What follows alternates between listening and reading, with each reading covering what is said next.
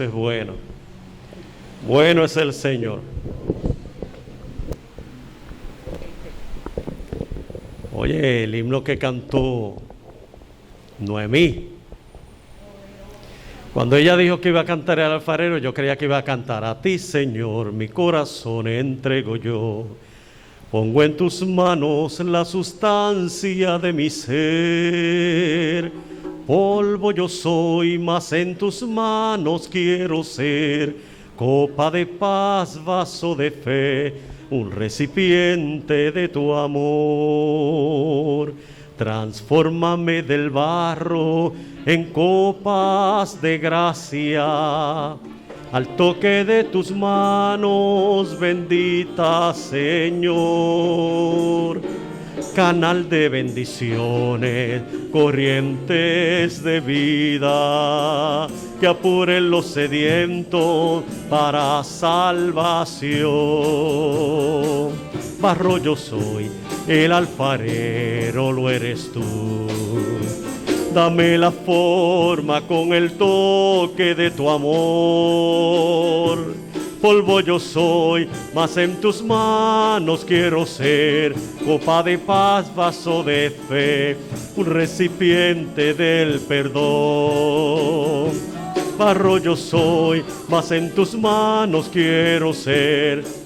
De paz, vaso de fe, un recipiente del perdón. Transfórmame del barro en copas de gracia, al toque de tus manos, bendita Señor. Canal de bendiciones, corrientes de vida, que apuren los sedientos para bendición. Amén. Bueno el Señor. Usted sabe por qué uno si no canto, pues cojo moho y tengo que cantar. Bueno, Dios es bueno. Paula, Dios te bendiga. Que voy a hacerle gozo y alegría ver a Paula aquí ya en su restauración. Gracias a Dios, Pellín, Curi y los demás están bien. Alfredo, que está aquí, el 22 le hacen la operación. Me enseñó los análisis, todo lo que le hicieron. Ver esos papeles, oiga, todo negativo. La glucosa, bilirrubina, la sangre, todo lo que le hicieron salió bien. Así que esperamos que Dios ponga su mano y tenga éxito la operación. Bueno, durante estos días, estos domingos he estado tocando el tema del alfarero, las vasijas, las clases de vasijas. Y esta es la tercera parte del mensaje. El domingo pasado me habían faltado 2 vasijas. Le hablé acerca de qué clase de vaso eres, qué función tú estás desempeñando en la casa de Dios. Así que le hablé del vaso de honra, que se llenan para poder dar a otro, el vaso de misericordia. Están en un lugar difícil para que otros puedan beber el agua, especialmente los sedientos del camino. El vaso escogido, el alfarero lo pone en el horno para moldearlo y hacerlo a su gloria y a su honra con un ministerio especial. El vaso limpio, ya han sido usados por mucho tiempo, y el alfarero lo pone en el fondo de la casa para darle una nueva utilidad. Los vasos quebrantados son aquellos que son resquebrajados por las pruebas, las tribulaciones, las situaciones de la vida. Y el alfarero el que hace y utiliza 4 procesos para volver a crear este vaso quebrantado, restaurarlo. Y en medio de esa restauración tiene que ser vaciado primeramente del pasado, tiene que pasar por el proceso de la lija áspera, tiene que pasar por la reconstrucción. La sanguijuela, usted sabe que se exprime, se le saca la sangre para mezclarla con agua y con el barro, y que haya un sedimento pegajoso de tal manera que cuando le haga las orejas y la boca a la nueva vasija pueda servir de utilidad. Y el horno, las vasijas que están en el horno de fuego, que son pasados por las pruebas, las tribulaciones, para sacar de ellos lo mejor. Así que me quedaron 2 vasos. que es el vaso de deshonra, y los vasos viles, vasos de deshonra o viles, y el vaso de ira. Usted sabe que aquí hay tres cosas. Están los salvados, están los creyentes a media y están los perdidos. Los salvados son los vasos de honra. Los que están a media, creyentes que están a media, que tienen que enderezarse y arreglarse, son los vasos de deshonra. Y los que son los pecadores son los vasos de ira. Bueno, cuando nosotros buscamos la Escritura, los vasos de deshonra o los vasos viles, que fuera uno de los que se me había quedado. Mire, el alfarero necesitaba en la casa trabajar con las vasijas, y siempre habían vasijas que se quedaban, aunque eran de utilidad, el alfarero las tenía y las usaba conforme él creía. Pero en la casa de las personas habían unas vasijas que las compraban después que le daban el servicio, la utilidad, no servían para nada más y las usaban porque estaban desgastados, no servían para otra cosa sino para los desperdicios. Eran vasos viles, pero eran necesarios porque tenían su utilidad aún para ser usados en desperdicio. Estos vasos viles o de deshonra había que vaciarlos diariamente, porque como estos vasos eran utilizados para los desperdicios, pasaba mucho tiempo, venía la podredumbre y las moscas. Y en Israel había mucha gente que adoraba, israelitas que adoraban al dios de las moscas, que era Belcebú. Entonces ellos tenían ese cuidado de que se fuera a la vasija de desperdicio y todos los días, diariamente, se vaciaran para que no hubiese esta contaminación de las moscas. Óigame, qué cosa tremenda, ¿verdad?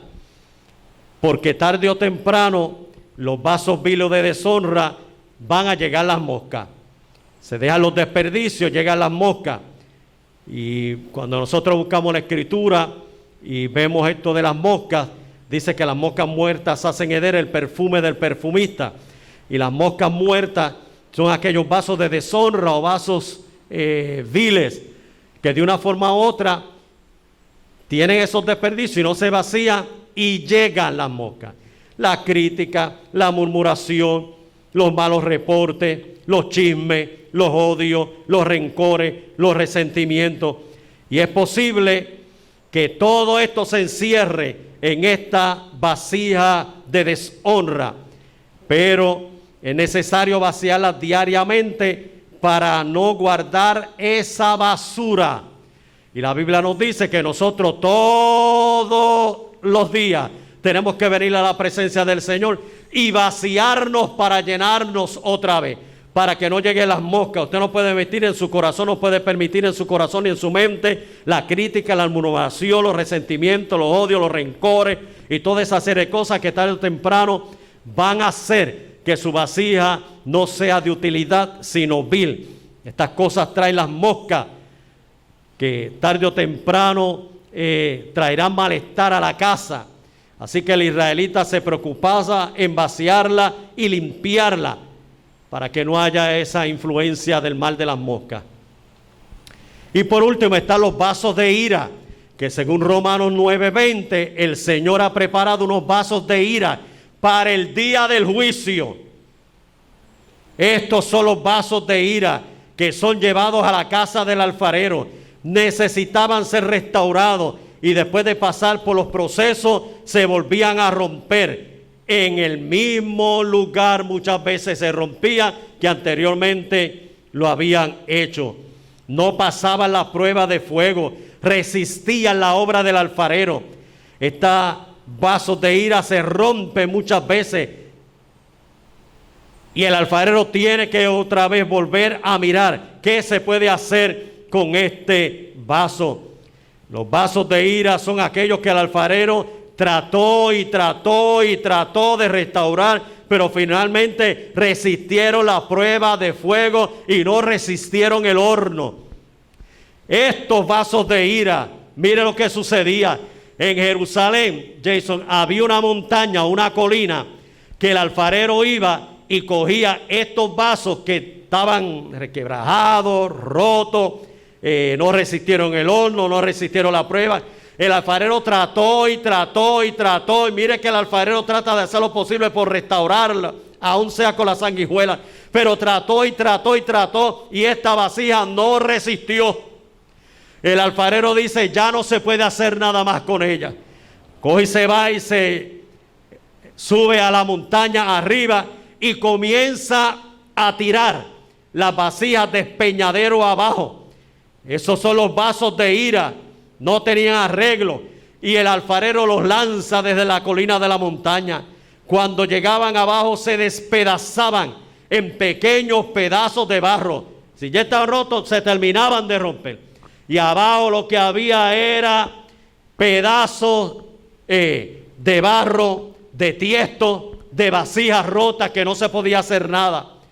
Pues mire, aún esos pequeños pedazos de barro servían de utilidad, porque usted sabe qué pasaba, que venían los leprosos y buscaban entre todos ellos pedazos de barro que les sirvieran para rascarse. Véase la historia de Job, para rascarse de la lepra, del picor, del ardor. Y los leprosos iban al final de la montaña buscando esos pedazos de tiesto para rascarse, según nos lo presenta la Escritura en Mateo 27, 7 al 10. La Biblia también nos dice que el campo del alfarero, que es ese, se vendió por 30 piezas de plata, según Jeremías 19:11. Venderán el terreno del alfarero por 30 piezas de plata. Óyelo, negarse a ser restaurado llevará a ser arrojado por el despeñadero. Judas se resistió a que el alfarero hiciera obra en él. 3 años y medio caminando con el Señor para arriba y para abajo. 3 años y medio viendo los milagros, los prodigios y las sanidades. 3 años y medio recibiendo lecciones escriturales. 3 años y medio viendo al Señor Jesús como modelo en su vida, y se resistió al cambio. Por eso en el cenáculo, en la última oportunidad, el Señor le dijo: lo que vas a hacer, hazlo pronto. O sea, ya no hay oportunidad, te he brindado toda la oportunidad y no quiso. Bueno, cuando en Getsemaní vinieron los sacerdotes del templo con Judas, Judas le había dicho: a quien yo le diera un beso en la mejilla, ese es el Señor. Ese es el que ustedes, el Rabón y el maestro, que ustedes van a apresar. Y cuando se acerca, Cristo estaba en Getsemaní orando con los discípulos, aunque los discípulos muchas veces, 3 veces lo encontró que en vez de estar orando estaban haciendo otras cosas. Y el Señor le dice: no habéis podido orar conmigo ni tan siquiera una hora. Velad y orad para que no caigáis en tentación. Levantaos, el que me ha de entregar se acerca. Y de repente vino Judas y le estampó el beso en la mejilla al Señor. Y el Señor le dice: Judas, con un beso entregas al Hijo del Hombre, con un beso entregas al Hijo de Dios. Ya no hay más oportunidad. Así que Judas, después que entregó al maestro, cuando vio lo que había hecho, cogió y se fue allí al campo del alfarero, se amarró para ahorcarse, pero yo imagino que donde se amarró era el débil, y dice la Escritura que cayó sobre unas piedras y se partió por la mitad y se le salieron las entrañas. Ay, Señor amado, para que se cumpliese la profecía de Jeremías capítulo 19, verso número 11. La historia de Judas, que se lanza por el despeñadero colina abajo, está en Hechos capítulo 1, 16 al 20, cuando se reúnen los discípulos para escoger al nuevo sucesor de Judas, que cayó en Matías. La Escritura dice que los discípulos comenzaron y empezaron a hablar: es menester que nosotros busquemos una persona que tome el puesto y la posición de aquel que estaba con nosotros, pero que ya no está. Ustedes se acuerdan la historia de Judas, que tomando una soga se ahorcó, pero cayó por el despeñadero en una roca y se partió por la mitad y se le salieron las entrañas. Es menester que nosotros hoy escojamos una persona como sustituto para que en vez de 11 hayan 12 y sigan siendo los 12 discípulos. Pero quizás fue un aceleramiento de los discípulos porque esa posición la iba a ocupar el apóstol Pablo. Y usted dirá, ¿son 13 apóstoles? No, son 12 apóstoles. Bueno, el apóstol Pablo dice, yo como un abortivo vine a ser escogido al apostolado. No porque yo quise, sino porque el Señor me escogió para este santo ministerio. Óigame, mire, déme hablar lo que voy a hablar hoy para después volver, porque estoy en Timoteo 2:20 y usted dirá, pero el pastor no leyó la porción escritura. No, porque estoy en Timoteo 2:20. En una casa grande no solamente hay utensilios de oro y de plata, sino también de madera y de barro, y unos son para usos honrosos y otros para usos viles. Hoy quiero aprovechar para hablarle acerca del contenido de las vasijas. ¿Qué contiene tu vasija? Usted sabe que una de las porciones de la escritura que le leí a ustedes y le cité primeramente que dice, y el Señor ha puesto este tesoro en vasijas de barro para que la gloria y la excelencia sean de Dios y no de los hombres.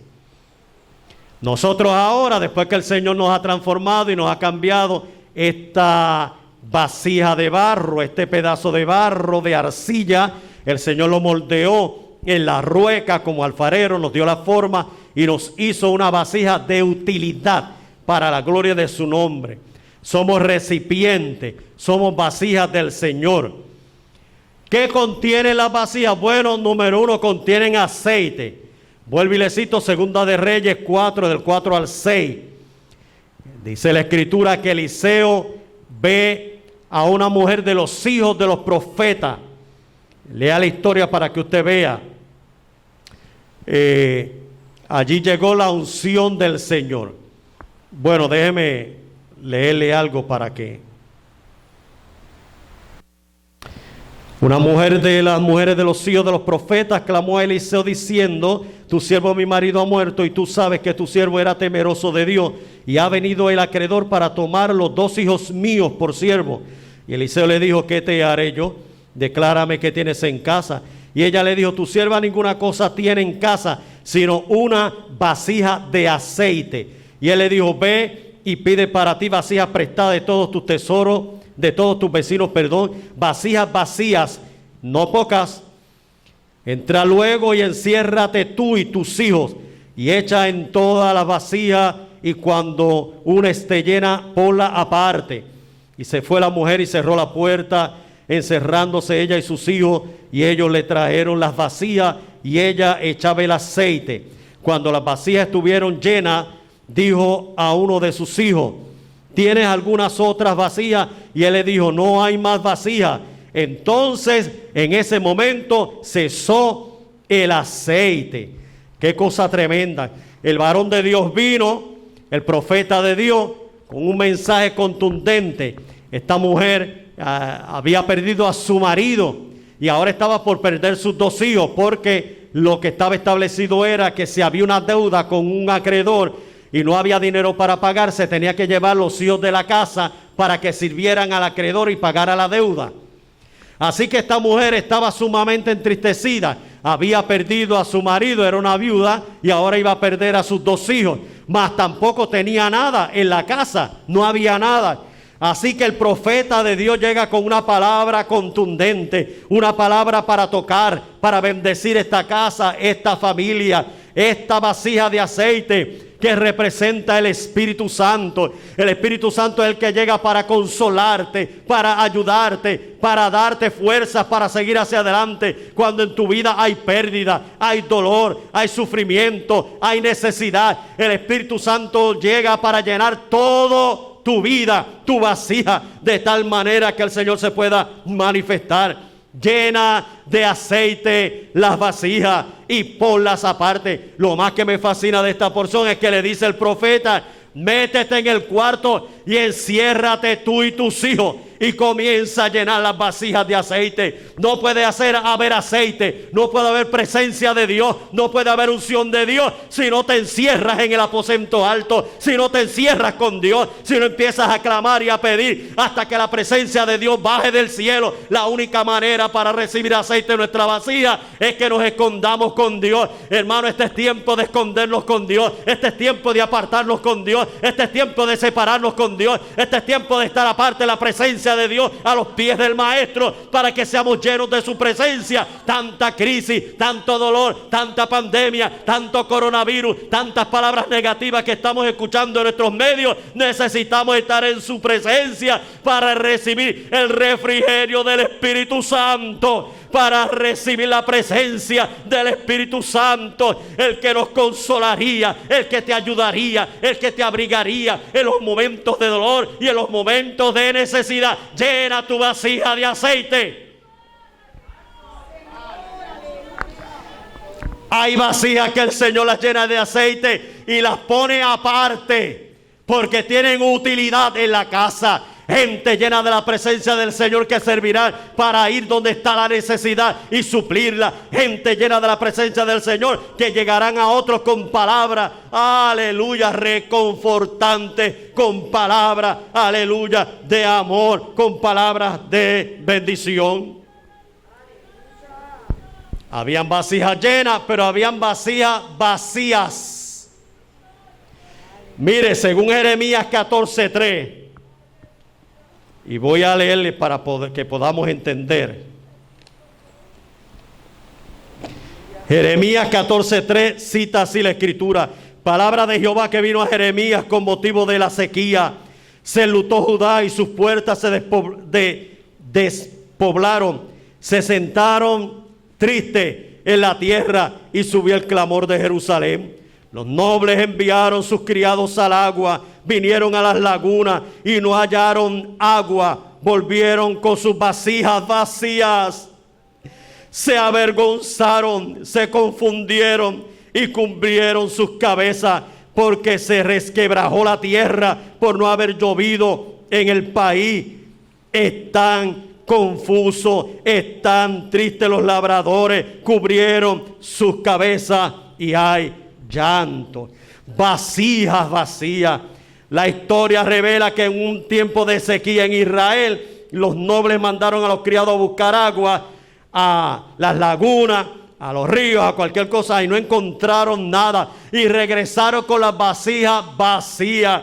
Óigame, vasijas vacía representa lo vergonzoso que fue para el pueblo de Israel haber ido a las fuentes de agua, a las lagunas, y regresar con sus vasijas vacías, porque había sequía. Hay gente que tiene las vasijas vacías porque hay sequía espiritual.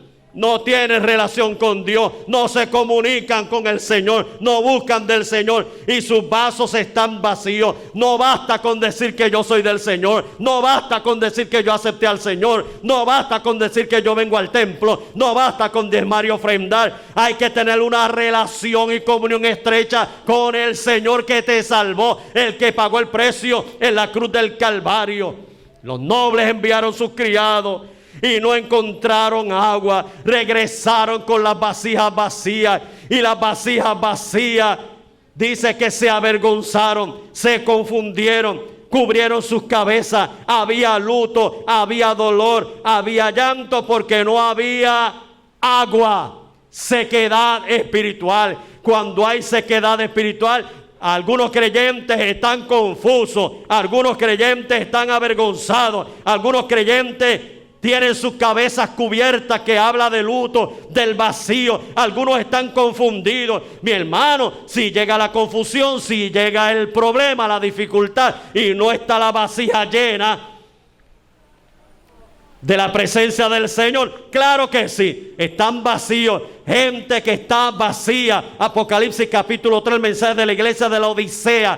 Estaba en el cuerpo, pero no le fue de agrado al Señor del cuerpo. en el cuerpo estaba, pero no fue de agrado al Señor. Por lo tanto, el Señor lo lanzó hacia afuera, vasija vacía. Mira que cuando el Señor venga, dijo el apóstol, te encuentre haciendo así. Y cuando usted lee el pasaje, en la parte que está el antetexto, el posttexto, y cuando usted busca todo el contexto, usted va a encontrar que lo que está hablando el apóstol es que tú estés orando, buscando de Dios, en relación con Dios. Mira que cuando tu maestro, la escritura, vuelve a las escrituras, cuando el maestro venga te encuentre haciendo así, una vida cristiana, un cristiano que lee las escrituras, un cristiano que se mete con Dios, un cristiano que ora, un cristiano que ayuna, un cristiano que tiene relación y comunión con el Señor, que conoce los deseos del Señor, lo que le agrada y no le agrada que tú y yo hagamos.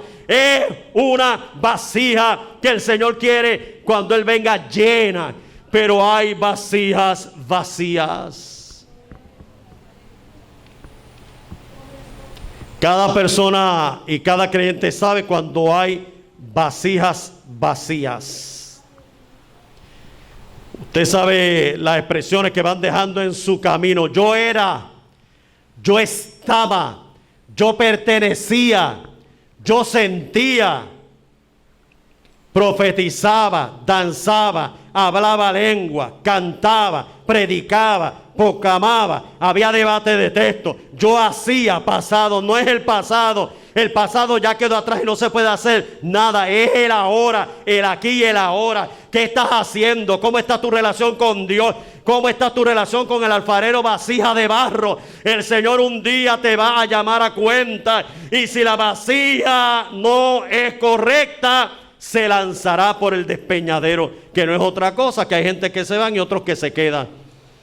¿Quiénes se van y se quedan? Eso lo sabe el creyente y Dios, porque nosotros no somos jueces.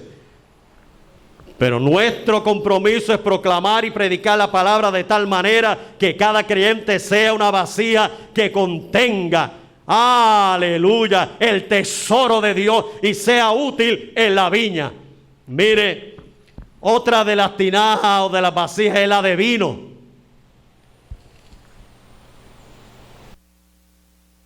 La de vino. Y yo le hablé a ustedes del pasaje de las bodas de Caná, que habían 6 tinajas de piedra vacías y el Señor mandó a que las llenaran de agua, y después cuando fue el maestresala a sacar encontró que había vino. 3 cosas importantes. 6 tinajas de piedra. 6 es número de hombre. Y piedra habla del corazón endurecido, del corazón no cambiado, del corazón no transformado. Habla de la vida pecadora, de la vida alejada de Dios, ausente de Dios. Piedra, el corazón endurecido. Así que le mandaron echar agua. Ese corazón endurecido por el pecado, el sufrimiento, la tristeza, sin gozo, y por tanto no se había llenado, la utiliza el Señor y le manda a que la llenen de agua. Y el agua representa la palabra y el espíritu. La palabra transformadora y el espíritu que hace la ópera la ópera interna, la operación en el corazón de cada persona. Y dice el Señor hablando en Ezequiel 26, y convertiré el corazón de piedra en corazón de carne, y escribiré mis palabras y pondré en ella mi voluntad, y sabrán que yo soy Jehová el Señor, el que transformo. Óigame, esa agua que se le echa a la vasija de piedra endurecida es la que transforma y da vida. Tienes que pasar por la palabra. La palabra te revela la necesidad tuya. La palabra te habla de la voluntad del Señor. La palabra te habla del camino del Señor. La palabra te habla de lo que quiere Jehová. ¿Y qué pide Jehová de ti? Que le ames, que le busques, que le temas y que le sirvas. Oh Israel, ¿qué pide Jehová de ti? El Shema. ¿Qué pide Jehová de ti? Que le ames, que le busques, que le temas y que le sirvas. Dios no está pidiendo el dinero, Dios no está pidiendo las casas, Dios no está pidiendo las piscinas ni las nada, los títulos ni nada. Dios lo que está pidiendo es el corazón. Hijo mío, si tocar hoy la puerta de tu corazón, no lo endurezcáis. Abre la puerta para yo poder entrar. Óigame, el corazón es lo que quiere el Señor para tocarlo, para cambiarlo, para transformarlo. Esa agua que es la palabra de Dios. Un día vos le dijo a ustedes, un día vos le dijo a Ruth, mira, cuando tú tengas sed y necesidad, vete a las tinajas que te contienen agua, a las vasijas que contienen agua y bebe del agua que sacan los criados. Esas vasijas están llenas de agua, siempre serán buscadas y siempre suplirá la necesidad del sediento. Cuando tengas necesidad, vete a las vasijas que contienen agua. Cuando tú tengas necesidad, vete donde el Señor. Y cuando tú tengas alguna dificultad, vete a las vasijas que contienen agua. No te vayas donde hay vasijas vacías. Vete donde creyentes que estén llenos de la presencia del Señor y de la palabra, que te puedan aconsejar bien y te puedan guiar bien y decirte cómo es que tú debes actuar en medio de la crisis, en medio de los problemas. Bueno, se me fue el tiempo, Dios mío. Esa agua, que es representación del Espíritu y la palabra, es transformada. Y es transformada en vino. Después que te dejas llenar por el Espíritu del Señor, transformados por la palabra, y el Espíritu está en tu corazón, entonces el agua se convierte en vino. El vino representa el gozo. ¡Gozo! El gozo del Señor mi fortaleza es. Gozosos en la prueba, sufridos en la tribulación. Que el gozo permanezca en vosotros, dice la palabra del Señor. Mire, déjeme leer esto. Ester 1 del 7 al 8 dice que el rey había mandado un decreto con generosidad para que la gente pudiese venir, según su voluntad, a beber. Y el rey había dado un decreto que decía, si tienes sed, puedes venir a beber si quieres.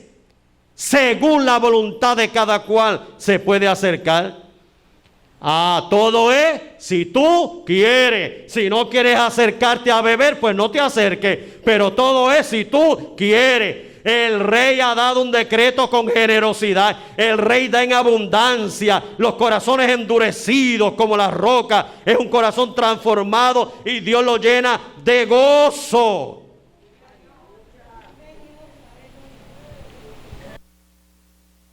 El apóstol Pablo dijo, embriagados del Espíritu Santo, no de vino ni de sidra, donde hay disolución. Embriagados, dice, lleno del Espíritu Santo, vino nuevo en odres nuevos, porque si el vino nuevo se echa en odres viejos, se echa a perder. Vino nuevo en vasijas nuevas, transformadas, cambiadas.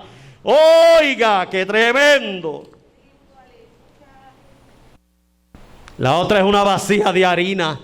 Primero de Reyes 17:6. Elías, el Señor lo manda a la ciudad de Sarepta y encuentra allí una viuda que estaba necesitada, una viuda que tenía harina y aceite nada más. Y cuando llega a la entrada de la ciudad se encuentra con la mujer que estaba buscando unos leños para encenderlo y hacer una torta de harina para ella y su hijo y morir. Y el profeta la encuentra y le dice, mujer, vete y busca una vasija y dame de beber. Porque los caminantes, les dije a ustedes que las entradas de la ciudad habían vasijas, tinajas de agua. Y cuando se está acercando a tomar el agua le dice, mira, prepárame una torta y tráemela también. Quiero agua y quiero torta. Es que no tengo, porque la única que tengo es una poquita de harina y un poquito de aceite para preparar una torta y comérmela yo y mi hijo y morirnos. Ese pasaje habla de obediencia. Dale a Dios lo primero y Dios se encargará de ti. Nada te faltará. Dame a mí primero y después Dios te suplirá. La mujer fue obediente. La obediencia es vital. La obediencia es más grande que los sacrificios. Dame a mí primero. El Señor te está diciendo en esta mañana: dame a mí primero, dame a mí primero tu adoración, dame a mí primero tu alabanza, dame a mí primero tu servicio. Como dice Victoria, aunque no tenga fuerza, aunque ya no puedo más, pero quiero adorar al Señor con lo mejor de mí, con lo mejor de mi cántico, alabar al Rey de Reyes y Señor de Señores. Dame a mí primero. Riamashera Bahandanaya. Cuando tú das con amor lo que Dios te ha pedido, el Señor te va a recompensar y nada te faltará. Él le dijo a la mujer: no te preocupes, tráeme a mí la torta primero y yo te aseguro que cuando tú vuelvas de regreso, la harina no escaseará en la tinaja ni el aceite. ¿Y qué significa eso? Allí yo que estará sacando harina y no escaseará, y estará echando aceite y preparando la torta y no escaseará. ¿Cuánto duró este tiempo? El tiempo de la sequía, le dijo el profeta, hasta que vuelva a llover otra vez, le dijo Elías. 3 años y medio. 3 años y medio comiendo de arriba. 3 años y medio que el Señor le alimentó. 3 años y medio, aleluya, que se sostuvo ella y su hijo. Ese es el Señor. Obedece, obediencia. La harina representa el alimento espiritual. Y tú lo puedes compartir, el alimento espiritual, lo que tú has recibido de parte del Señor, con otras personas que tienen necesidad. Harina. Y para mí harina, y otros lugares utilizan el agua hablando de la palabra del Señor, y es correcto. Pero a mí aquí la harina representa más que, aunque la palabra es suficiente, significa más que el conocimiento de las Escrituras, es tener base y fundamento. Harina que es sólida, con la unción del Espíritu Santo, bases y fundamentos para tú mantenerte en la prueba, mantenerte en la tribulación, luchar contra el diablo, el enemigo, contra la carne, el mundo y todo lo que se opone contra ti. Es que tú te llenes de la palabra y tengas bases y fundamentos. Escudriñad las Escrituras, porque a vosotros parece que en ella está la vida eterna y ellas son las que dan testimonio de mí. Escudriña las Escrituras. No es el internet, no es la tableta, no es el teléfono. Escudriña las Escrituras para que la Escritura venga a la mente y baje al corazón y haga base. Una pastora me dijo: ¿tú sabes qué yo hice en la iglesia? Volvió otra vez a los hermanos a poner debate de texto para que se aprenda las Escrituras. Y yo, wow, qué bueno, eso lo hacíamos antes cuando yo me convertí en el 75. Había debate de texto. Óigame, y ese gozo y la alegría. Y cuando venía la sociedad de damas y de caballeros, echaba la pesetita a Gaby. Y la responsabilidad era que tenía que decir un texto bíblico. Todo eso en el tiempo se fue quitando. Y ahora hay mucha ausencia de todo. Bueno, la paloma no se puede mencionar en la iglesia porque el Espíritu Santo no es paloma, dijeron los teólogos. Y me iba a zafar teólogos. Los teólogos, que no se puede usar, empezar los institutos y los seminarios a decir que no se podía utilizar la palabra paloma, porque eso no es así, como había una mala interpretación. Envía la paloma con fuego celestial, abrígala en tu pecho, déjala reposar, olvida las tristezas y vuélvete a gozar, que ahora la paloma te quiere bautizar. Era una representación del Espíritu Santo, era un símbolo del Espíritu Santo, porque nosotros creemos que el Espíritu Santo es una paloma. La paloma es una representación.